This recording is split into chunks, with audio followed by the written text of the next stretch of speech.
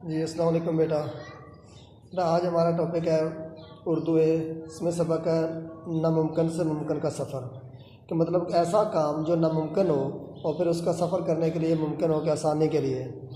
तो इसमें हम एक इंसान परिंदों को फ़िज़ा में उड़ते हुए देखता है तो इसके जी में भी परिंदों की तरह उड़ने की ख्वाहिश पैदा होती है।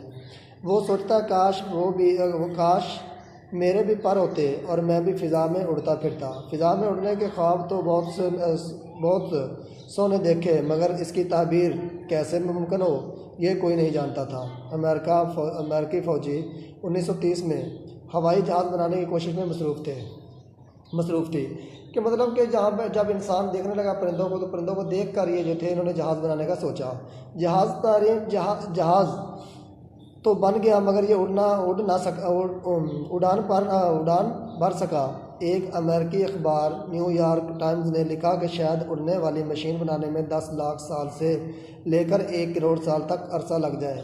लेकिन अभी इस बात को सिर्फ 8 रोज़ गुजरे थे कि वो 2 आदमियों ने यह नाकाबिले यकीन कारनामा अंजाम देकर अहले दुनिया को हैरत में डाल दिया। कि जब ये अमेरिका की फ़ौज जहाज़ बना रही थी तो उन्होंने ये कहा कि हो सकता है कि 10 लाख साल से 1 करोड़ साल तक लग सके, उसके बाद ये उठने वाली मशीन बनेगी, मतलब कि उसके बाद ये जहाज़ वगैरह बनेगा। लेकिन 2 ऐसे लोग थे जिन्होंने 8 दिन अभी तक नहीं गुजरे थे और ये कारनामा अंजाम दिया और ये जहाज़ बनाकर उड़ा दिया। ये थे वेलब्राइट दिलब्राइट और उसका छोटा भाई ऑरल राइट।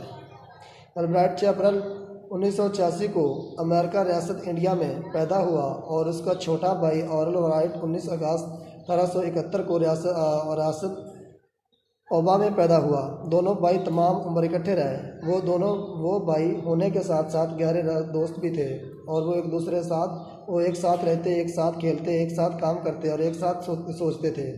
वो मिल्टन राइट नामी एक पादरी के बेटे थे। राइट बरादरान के वालिद अक्सर चर्च के मामलात के सिलसिले में सफ़र में रहते। इनकी वालदा कॉलेज की तालीम याफ्ता खतून थी। वो रियाजी और साइंस की माहिर थी, ख़ास तौर पर मुख्तलिफ़ आलात को इस्तेमाल करने में महारत रखती। मुख्तलिफ़ आलात को, मुख्तलिफ़ सामान को। वो ख़ुद भी कई चीज़ें बनाती थी।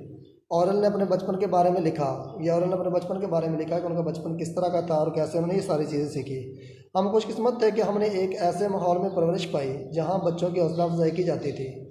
कि औरल कहता है कि हम खुशकिस्मत थे, हम ज़्यादा खुशकिस्मत थे कि हमें ऐसा माहौल मिला था जहाँ बच्चों की हौसला अफजाई, बच्चों को हौसला दिया जाता था काम करने के लिए, जो चीज़ें उनमें तजस्सुस उभारने और उनके बारे में खोज लगाए। घर में पढ़ने का रुझान गालिब था। 2 लाइब्रेरियाँ मौजूद थी और इनमें से एक मजहबी किताबों पर मुश्तमिल थी। कि घर का भी कुछ ऐसा माहौल था कि उसमें यहाँ भी पढ़ने का रिवाज था, पढ़ने का रुझान था। कि 2 लाइब्रेरियाँ उनके घर में बनी हुई थी, दिलब्राट और औरल की दोनों भाइयों के घर में। एक तो मजहबी थी और दूसरी